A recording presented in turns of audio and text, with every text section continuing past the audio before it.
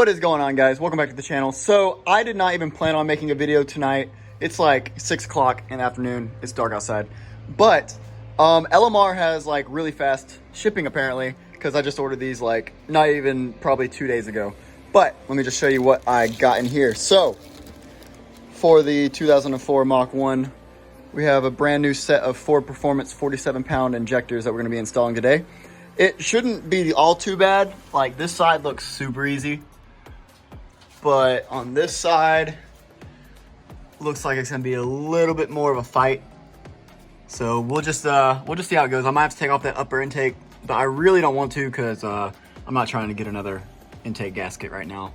But yeah, we'll see how it goes, guys. So first off, guys, you're going to want to relieve your fuel pressure. There's a couple ways that you can do that, like setting the inertial switch off and then starting the car until it stops running, obviously. I already have this done because my fuel tank's out right now, and the new fuel pump's going to be in a couple days, so I'm going to be making that video whenever that finally comes in. But for now, we're just going to be doing these injectors because they just came in the mail and I have nothing else better to do tonight. So relieve the fuel pressure and go ahead and get that negative battery cable off. And then next, we're going to start by taking off the shaker hood and removing the air inlet piping. So the shaker hood is just two 10mm bolts right there. And then you got, I believe, an 8, another 8, and then that's probably like a 7 to pull all that out. And then you got a connector for the mass airflow sensor.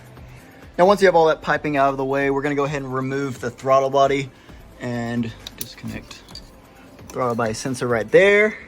So we just got 4 8mm bolts. And then I'm probably going to take off the cable as well, just to go ahead and get the full throttle body out of there, because I don't even want it leaning over to the side. We need like all this room. Now, that's going to be tight, but you know what? We're gonna fight with it, and we're gonna make it work. Okay, so hopefully now we'll have enough room to kind of pop the fuel rail up and get this side out, so we can go ahead and start plugging all these injectors, which way we can get to them. Damn, that one's in there.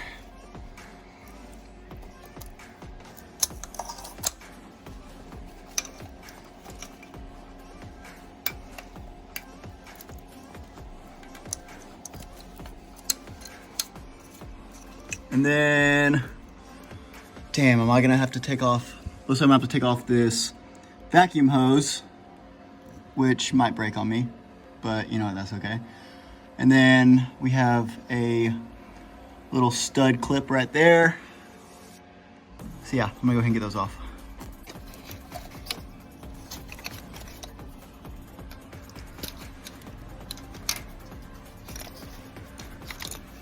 All right, so now this side is completely free.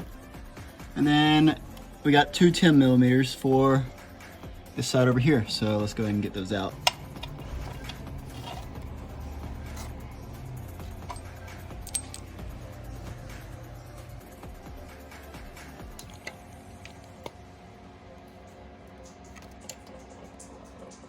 So all the fuel injectors on this passenger side are out. I actually did find that it's a little bit easier to remove them if you kind of just take the connector and you kind of wiggle it to almost break it loose before pulling it up, and then using something like a trim tool to very lightly pry up under the connector, especially if you're not going to be using them again and you're not worried about breaking the actual electrical piece on the injector. But it just helped me out because they were really in there, and it's kind of hard to get a good angle up under this throttle body, especially for the middle two. So yeah, just use something and just gently pry up on it and they should come right out.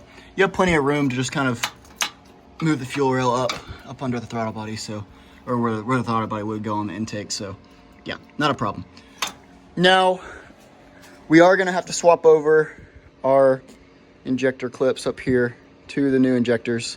I didn't order any new ones, but these should be fine. I believe they should just like, let's see if I can do this. Should just pop off pretty easily. Maybe take my trim tool, but yeah, they just pop off and then slide right on top of the brand new ones. I'll go ahead and get one out so we can compare them.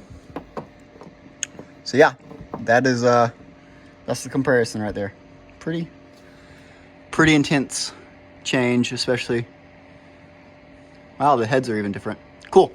But yeah, I'm gonna go ahead and swap over all these brackets.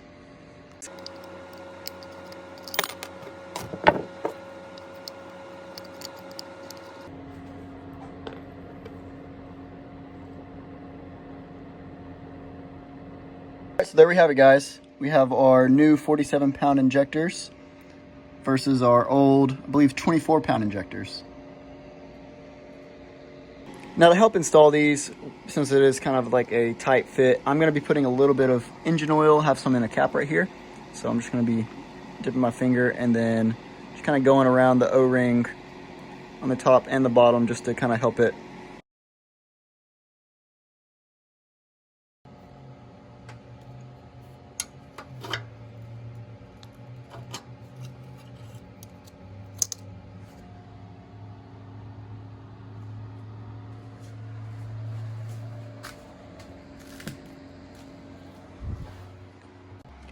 All right, so after about 10 minutes, which isn't too bad, I finally got all of them in. The oil really helped those things slide right on in. The hardest part was kind of balancing all of them once you get all 4 of them in the area, kind of all balancing them up under it perfectly so that you can take both your hands and push down on the fuel rail. But as long as you lube up the O-rings with some oil, it literally just pops right on, and then all the bolt holes right there just line right up, and then we can go ahead and just start clipping in these injectors. So, all right guys, so all of the injectors are successfully installed. This side was way easier to do than the other side. And look at how disgusting these old injectors are. Still amazes me. I mean, this car has 145,000 miles on it now, so I don't know if it's expected, but yeah, they look pretty bad. So hopefully within the next few days, the fuel pump that I ordered for this is gonna be coming in, and I can make an install video on that whenever it does happen. And then probably in about 2 weeks, the grand finale of parts will be coming in for this car. The whole reason that I'm actually upgrading the fuel system. So be sure to subscribe and stay tuned for that. But yeah, guys, that's all I got for today.